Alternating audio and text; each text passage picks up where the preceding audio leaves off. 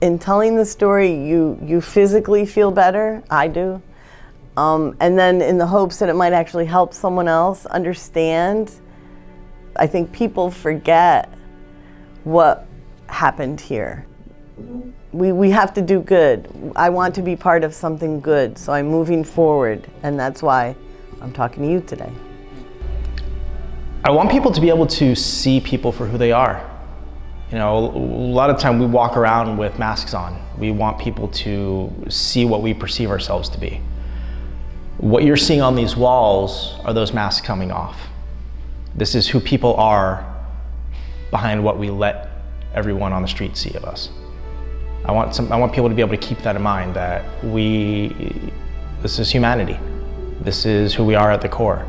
Whether you're experiencing anguish or joy, you know, we only show people what we want them to see.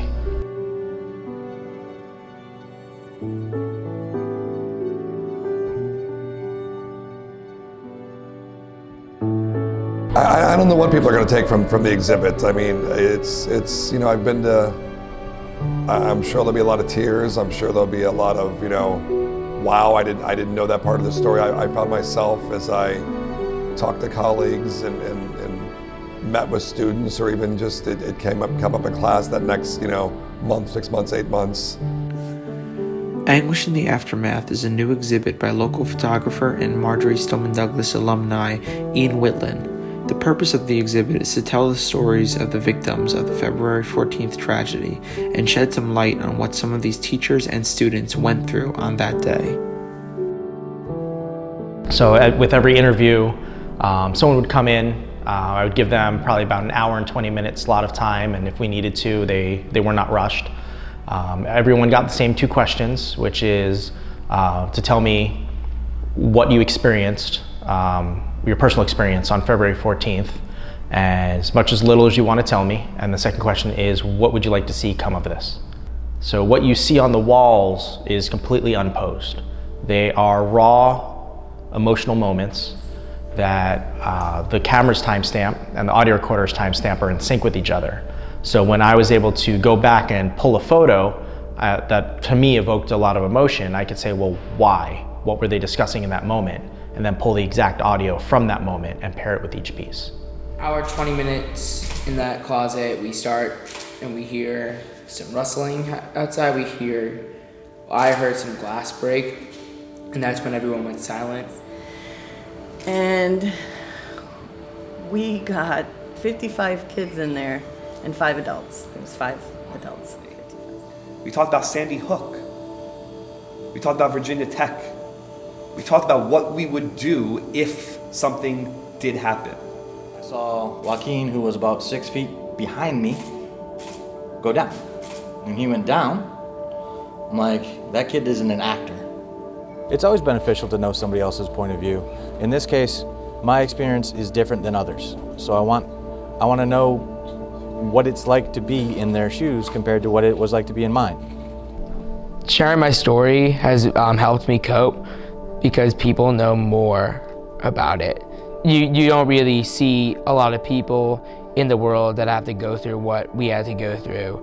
And with them knowing our stories, they know that we're still people and we still have lives. We still have something.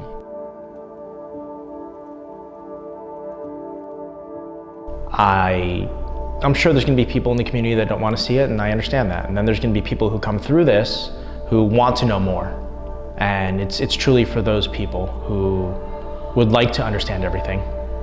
I don't have the answers to every question that people might ask from this, but they'll get a good sampling of information from each person's interview into what they've gone through.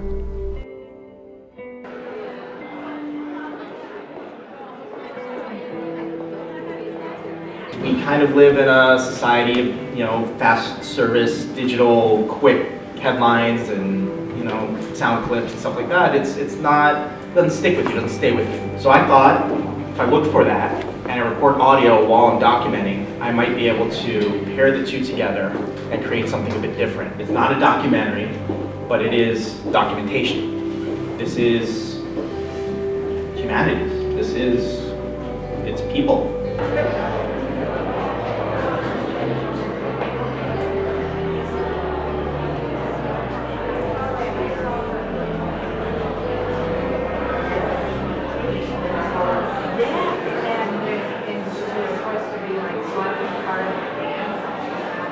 I think Ian's one of the, I mean, you know, a lot of the relationships that we've built after, you know, the incident, Ian's someone that I didn't know personally beforehand, and now I consider him a really good friend. I met him after the shootings, and I found that he was a really nice guy, and I wanted to help him, and I thought it might be a good thing to be part of. I observe and report. That's what I do. I wanted to give everybody the opportunity to speak their minds, not be judged, not be asked a laundry list of questions, give everyone the same 2 questions, and just have a space to say whatever they want to say. Incredible and devastating, Anguish in the Aftermath is a timeless display of emotion that all should see.